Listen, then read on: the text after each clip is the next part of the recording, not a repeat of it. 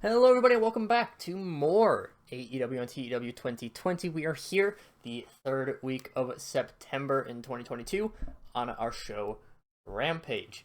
We have a great attendance of 735 people because our Canadian tour is going wonderfully. Hybrid 2 defeats the Gun Club in our opening match as part of the Tag Team Breakout Tournament. Got to give them some good gimmicks, alright. Jack Evans gets a great one, very good, I'll take it.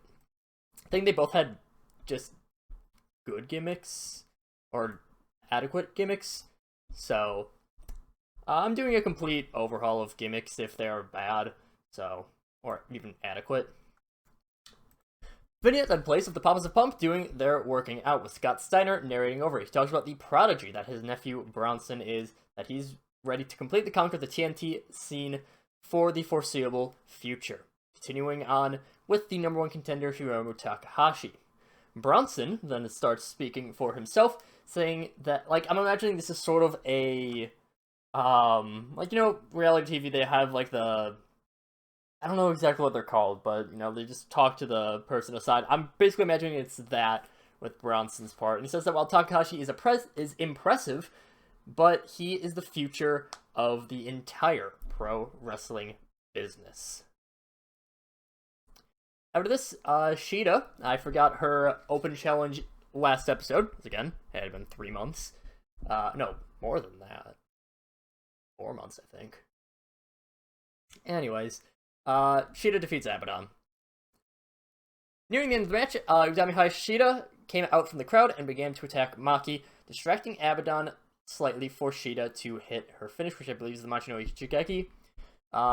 After the pin, Shida rushes out to help Maki, but she's interrupted by someone in the front row just yeeting a chair into her face. I like that spot. The whole yeet the chair into the face. Two hooded figures then leap over the railing, start beating down Shida, with backstage personnel running out to break up both brawls. One with Utami and Maki, and the one with Shida and the two hooded figures. Once the hooded figures are pulled apart, they are revealed as Anna Jay and Tai Conti. And they're yelling, they're saying, hey, we're the best that this business has. Generic heel stuff, to be honest. So, yeah, Jay and Tay will be going after Hikaru Shida. I need to push them a little bit more. That is one thing that's really big, especially for my women's division, is I want to start pushing more non-WWE, non-Joshi people, because it's very easy to do that, because they are very good, but people like Jay, like Conti, even Abaddon I need to get back to pushing, because she had a pretty big one early on in the save, but kind of cooled off a little bit. So, Jay and Tay will be having a program with Shida. After this, Paul White and Andrew Everett are seen in a movie theater watching videos of Andre the Giant's best moments, the ones that they can show because of legal reasons. So probably no Hogan slamming Andre, because I assume the rights are owned by WWE, almost for sure with that. Paul White eventually speaks into the camera and says, FTR, you two are truly some of the best old school tag team specialists out there. I mean, the two of you really are the picture-perfect definitions of what should be seen in the 80s for tag team wrestling, and I'm not saying that as a slight. And honestly, I think both of us are exactly the same. I mean, all four of us, really. Both of us with our teams, but you two, me and my brother Andrew, we're all really that blast to the past that I think pro wrestling needs sometimes. I have so much respect for both of you, FTR, Dax, and Cash. I'm sure that our dad would have so much respect for you as well. So, in 2 weeks' time on Rampage, on the 30th anniversary of our dad's last match, we want to face you in a match to bring back that era of wrestling to this new time, even if it's just for one match, should you two accept. So basically, yeah, I mean, obviously the gimmick is that Andrew Everett, Andrew the Giant, even though he is not that, FTR, very much an old school tag team, and it's pure coincidence that it ended up being close to Andre's last match, which I saw was, December 4th, 92 in Japan. I think it was all Japan. I just read up on the wiki before this, because I was probably going to have this match anyways, have some justification. It just happened to work out that we can have sort of an Andre appreciation night.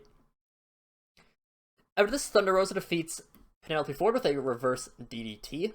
pretty meh match, but Thunder Rosa does need a little bit of heat on her because she still not too popular.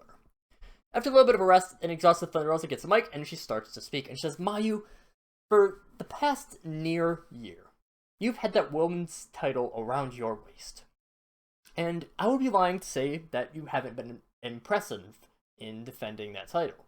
There's something that we all know is true about that you haven't faced anyone like me. For most of your competition, you've known them for years. You've had respect for them. People like Io Shirai, you've known for basically your whole life. Kana and Kairi, you've had respect for. You've worked with before, and sure, we've had our matches in the past, but there's something that's different about us. See, all of those other challengers have had opportunities elsewhere. Former champions, former people at big companies, but me? I have no reason to ever hold back in this. I've been with AEW for 2 years at this point. We came into this company at nearly the same time, and while you've arisen to the top and become the best woman in this division so far, I've done nothing so far. That back at All Out, when I won that Casino Battle Royale, I realized something, that this is my first real chance at anything. That I'm finally getting past that glass ceiling, finally reaching for that brass ring ahead of me. And I'm not too content with just letting things sit that way, with letting this be my one and only opportunity. I'm not just going to sit back and let this golden opportunity pass me by. Mayu Iwatani at Full Gear, 1 year to the day of you winning your title, you're going to be ready to lose it. Because this Thunderbolt has nothing to lose, and I'm going to turn this golden opportunity into a golden title around my waist. So yeah, again, I just mainly need to get some heat on Thunder Rosa, need to start pushing her a little bit more. She is like mid-30s in pop, I think. Mayu, by the way, is like 60s in pop. She has done very well because I've booked her very well, because I'm a simp. After this, Matt Hardy is seen with Jeff and Top Flight talking into the camera. Says, CM Punk, you did well in our match recently. And you know what? I expected that. I mean, you're the returning hero coming back after years of resting up. Well, me and Jeff have constantly been putting our backs into this business, putting our bodies on the line for the good of pro wrestling. But there is something I want to bring to your attention. That's my top 2 proteges, Darius and Dante Martin of Top Flight. See, I've recently come into a fair amount of money because of these two prowess in the ring, and that's why you haven't seen me recently. These two are some of those bright stars that AEW has, people that you said in a recent interview that you wanted to face, you wanted to build up these top stars, and in a position like mine, I need to look around. I've seen those podcasts, I've seen those interviews, and there's something that I've noticed is that you never, in any of those, mentioned Darius and Dante. Now, I get it.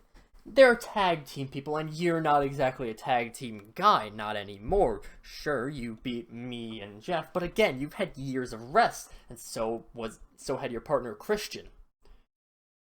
But with Darius and Dante, there's something different about that, and I think, why not change your overlooking of them? And you know what? Because of this money that I've made with them, something that's nearly got me on par with Antonio Banks, I'm going to give you an incentive, some monetary incentive, and just so that people out there don't know this, I will keep this behind closed doors. I'm not going to go out there and make a big fuss of how much money you'd be earning from this, but of course I'll be willing to offer you some money to see Darius and Dante beat you up.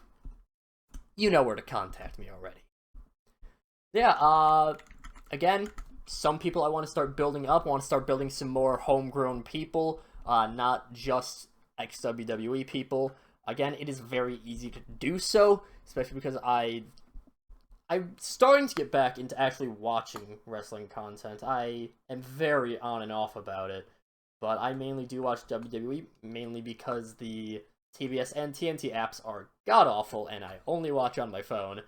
That's a whole nother thing, but still. Big Money Matt, I'll take it. Dante Martin, top of the line, very good. I'll take it. I think he had a poor gimmick before, so that's fine. That's fine. After this, Riho Kakashi defeats Tenille Dashwood with a Sakura suplex. Yeah. That's fine, Bruce Peck. Not a big injury. Immediately after the win, which was very difficult for Riho due to the constant interference from Deonna Purrazzo, Deonna herself does rush in, and she begins to beat down Riho. Tenille soon enough does recover to start beating up Riho alongside her fellow VIP, when Roxy's music hit, and she and Bianca Corelli start rushing towards the ring, scaring off the two members of the VIP's club. Before begin jawing back and forth, Riho is not included in that. As the VIPs leave, and Roxy and Bianca help Riho up. You could potentially consider Roxy and Bianca Corelli ex-WWE people, but I believe I had both of them signed in episodes that had debuted that I actually uploaded because I'm very behind on uploads, always, because I'm very lazy. But I believe that I already had Roxy and Bianca before Roxanne Perez and Ariana Grace had made their debuts. Pretty sure. So I'm not counting them. They're counting as homegrown. I crack up every time I see bald AJ. AJ Styles is seen with the Bullet Club being interviewed by Renee Paquette. He says, Alright, I get it. I was humiliated by Zack Sabre and Charles Betts. I lost at the pay-per-view and got my head shaved by Jungle Boy Jack Perry. Yeah, I'm bald now. So what? The Bullet Club is still the most influential stable pro wrestling has ever seen.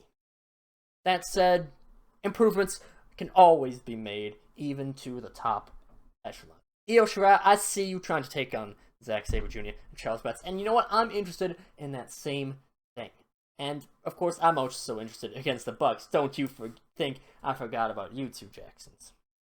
So, Io, I got a proposition for you. How's about you join the Bullet Club? I mean, you're one of the best women out there in the world. You were the Woman of the Year in pro wrestling. And Priscilla here, well, while she's good, she could always use some more potential woman power in her corner. But don't think I've turned away from you two Jacksons. I know how much you've sullied the name of the Bullet Club. You and Kenny and Hangman and Adam Cole and Cody, all of you. You are really ruining the name of the thing that Gallows and Anderson here started. So you know what? I'm not going to rest until you two are out of here. I'm not going to just sit back and let you keep being an embarrassment to the Bullet Club's name. But Io Shirai, I want you to still take a look at yourself and really think what you could do with the Bullet Club. And then just leaves the interview. Bada bing, bada boom. It's a terrible show, but whatever. Canada Tour keeps going. On our main event, Team Taz actually does pick up the win. Hook submits Ramy Sabay with the Red Rum. I need to add that as his actual finish. He is well behind everyone else, but yeah, Team Taz actually does pick up the win. I forgot to add the extra stuff in the match. It's fine. We have a segment that explains things. Whatever. Needing to get the match, Brutality Inc. slowly started to make their way towards the ringside area, eventually drawing Darby Allin into attacking. However, the odds are evened when, after Jeff Cobb was brawling with Kevin Steen on the outside, Wardlow rushes in to attack Jeff Cobb. The match finishes with chaos happening on the outside, and that chaos continues as Brutality Inc. also begin to attack Team Taz. Backstage staff once again rush out to break up the fighting, and the show ends with Pac sitting cross-legged center of the ring as people are being taken by backstage staff. And obviously there's more people here. The Briscoes are also involved with this. Taz is near enough by. All of Brutality Inc. is in here as well. Decent segment. This is not going to be a good show, but I'm happier with this show than I was with Dynamite. In terms of actual booking, in terms of story progression. Dynamite had the higher rating in game, but I just think this was a better show in general. It's pushing more people, pushing more stories, and really building up people that need to be built up. And also, shut up. But yeah, I'm happy with this performance, honestly. I'm also going to be happy to get the Canada Tour done with, because 735 people. Our ratings suck here in Canada. But that will be it for this time as we move on to Dark and Dynamite for the end of September.